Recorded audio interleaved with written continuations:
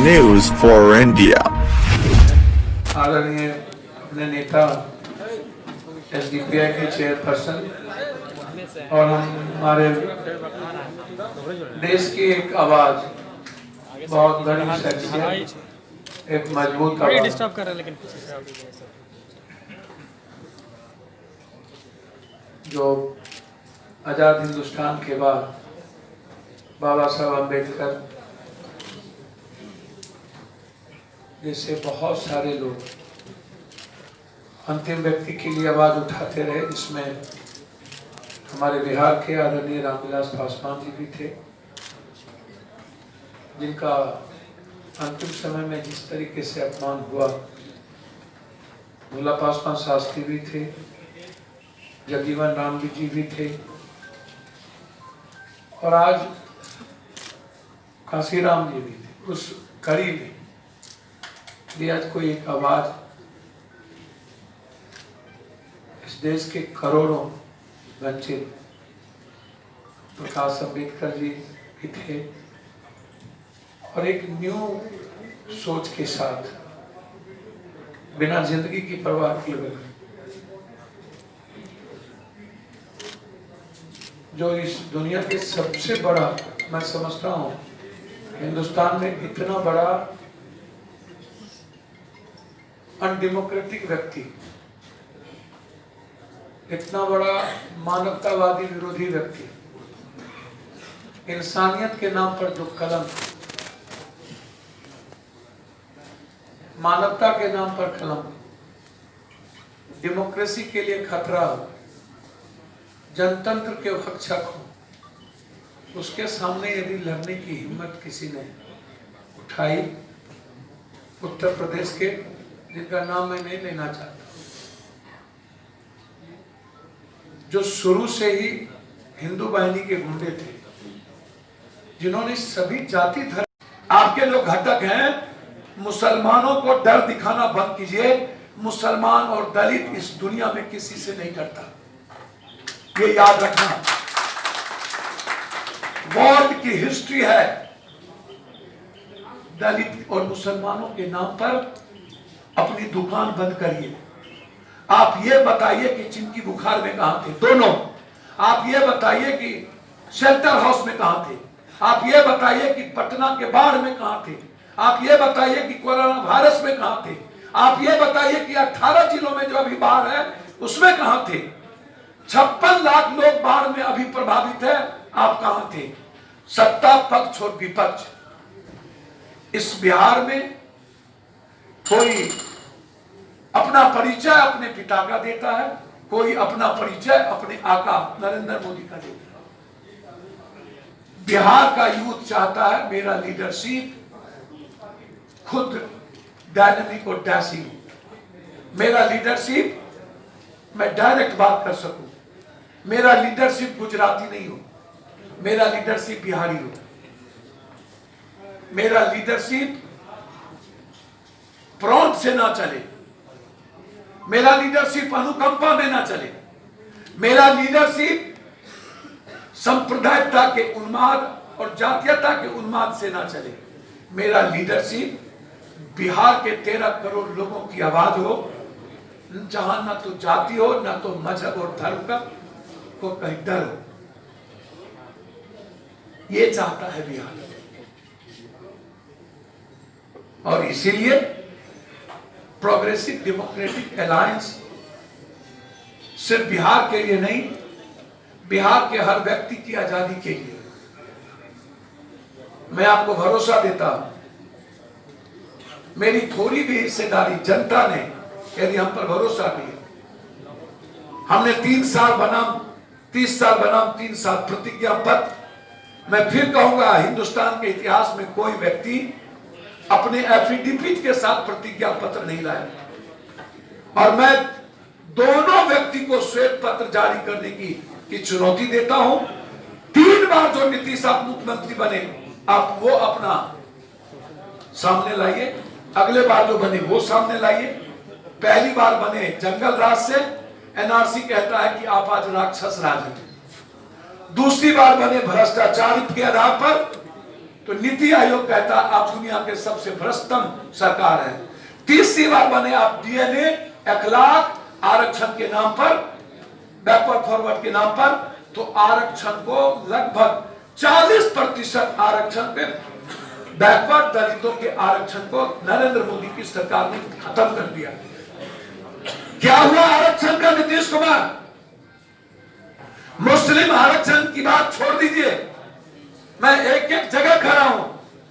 6 महीने के अंदर भारत सरकार जिसने सत्तर कमेटी की जितनी चीजें मुझ पर होगी, चाहे उसमें दलित हो, पिछड़ा हो, अगली जाति के हो, 10% आरक्षण का हो, मैं आते ही कर्पूरी ठाकुर ने जिस आरक्षण को बिहार में लाने का काम किया था और सत्तर कमेटी की जो रिपोर्ट है उसको 6 महीने के अंदर लागू करूंगा।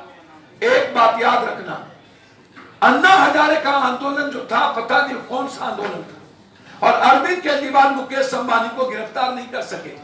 अरविंद केजरीवाल शीला दीक्षित के खिलाफ कुछ नहीं ला सके और लोकपाल विधेयक नहीं ला पाए। 3 महीने के अंदर एक मजबूत लोकपाल बिहार को दूंगा जिसमें सीएम भी लागू होगा, सीएम को 3 महीने के अंदर।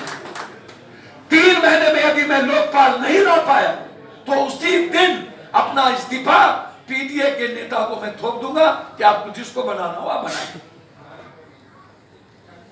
बहुत क्लियर है, और उसमें इंक्लूडिंग सीएम होंगे कि वो किसी भी तरह का असुरक्षा की भावना महसूस करें। मैं तो चैलेंज के साथ स्वीकार करता हूं कि 2 साल के अंदर बिहार का पलायन 2 साल के अंदर न रुका, तब आप हमसे कहना रिजाइन करने के लिए। 2 साल के अंदर दुनिया का सबसे खूबसूरत स्कूल सरकारी और सबसे खूबसूरत अस्पताल सरकारी होगा, तब आप हमसे पूछें। मैं कंप्लीट रूप से टैक्सेस फ्री करूंगा दुनिया को लाने के लिए बिहार, और जो टैक्स भारत सरकार को देना पड़ेगा वो बिहार के जीएसटी से मैं उसकी भरपाई करूंगा, लेकिन एक भी फैक्ट्री पर टैक्सेस को मैं यहां लागू नहीं करूंगा, मैं उसको लाऊंगा, जीएसटी से मेरी भरपाई होगी। गवर्नमेंट को पता है कि क्या करना है, लेकिन नियत नहीं है। पर्यटन विभाग से 4 करोड़ रोजगार दे सकते हैं, नियत नहीं है। फूड प्रोसेसिंग को हम मक्का पर आधारित कोसी सीमांचल को बदल सकते हैं, शाहबाद के धान को बदल सकते हैं, मिथिला के मखान को बदल सकते हैं, मिथिला और कोसी सीमांचल के मांस को बदल सकते हैं, फिश बॉल बनाएंगे। मगध के पान की जिंदगी और मगध के पर्यटन से हम दुनिया बदल सकते हैं, केला और लीची से बदल सकते हैं, जूट और गन्ना से हम जिंदगी बदल सकते हैं। और जो बिहारी पूरे भारत और दुनिया को बनाता है और पैदल चल के बिहार आता है तो दुनिया में किसी की ताकत नहीं है, उस बिहारी से एशिया का नंबर 1 बिहार बना सकते हैं। ये क्षमता है बिहारियों की नहीं। यही बिहार को इन 30 सालों में इन लोगों ने किसानों की जिंदगी को तबाह कर दी। 8 करोड़ 32 लाख किसान है, 13 करोड़ इनके पास एक भी गोदाम नहीं है। बाजार समिति खत्म होगी, कोऑपरेटिव सिस्टम खत्म हो गया, मंडी नहीं बची। एशिया की सबसे बड़ी मंडी गुलाबबाग, इस दूसरी सबसे बड़ी मंडी पटना की बाजार समिति, और दोनों भाइयों ने मिलकर समाप्त कर दिया। 1 साल के अंदर हर अनुमंडल पर सरकारी शीतल गृह होगा और हर ब्लॉक पर बड़ा गोदाम होगा जो मिडिल क्लास के किसानों की संपत्ति रखने की व्यवस्था होगी। आपने कुछ नहीं किया। मात्र 12% लोगों को रोजगार है बिहार में, मात्र 12%। नीतीश कुमार आप ये क्यों नहीं बोलते हैं? 44,000 पर कैपिटा इनकम है बिहार का, मात्र 2,02,800 महीना का इनकम है एक व्यक्ति का, और भारत का इनकम है 99,373, और हरियाणा का इनकम है 2,64,000 एक व्यक्ति सालाना। अब जरा आप बताओ हमको कि बिहार कहां है नीतीश जी? 2,800 मेरी औकात है, आपने औकात बताई थी दोनों भाइयों ने, और उसके बाद जात पात करते हो, और फिर बीजेपी की भाषा जिस तरीके से निकलने लगी ये बहुत ही गलत है। कल एक मंत्री ने बहुत गलत बयान दिया। मंत्री जी, आप अपने प्राइम मिनिस्टर से पूछिए कि 1,64,000 करोड़ का जो बिहार का पैसा था वो क्यों नहीं दिया। आप इस पे बात कीजिए। आप अपने प्राइम मिनिस्टर से पूछिए कि नीतीश कुमार आपसे पटना यूनिवर्सिटी का सेंट्रल यूनिवर्सिटी मांग किया था, वो क्यों नहीं दी। आप अपने प्राइम मिनिस्टर से पूछिए कि स्मार्ट सिटी का क्या हुआ। आप अपने प्राइम मिनिस्टर से पूछिए कि प्रधानमंत्री आदर्श ग्राम बनारस में कोई बनी कि नहीं, बिहार तो छोड़ दीजिए।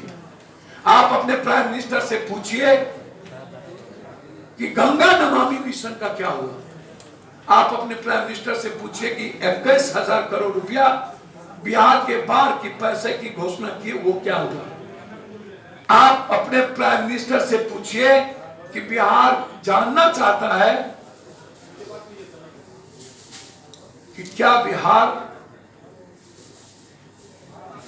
के मजदूरों पर जो लाठी गोली चलाई गई और उसको 1 रुपया आपने नहीं दी, और आपने मजदूरों के एक्ट को समाप्त कर दिया अध्यादेश ला करके, क्यों एक्ट ला।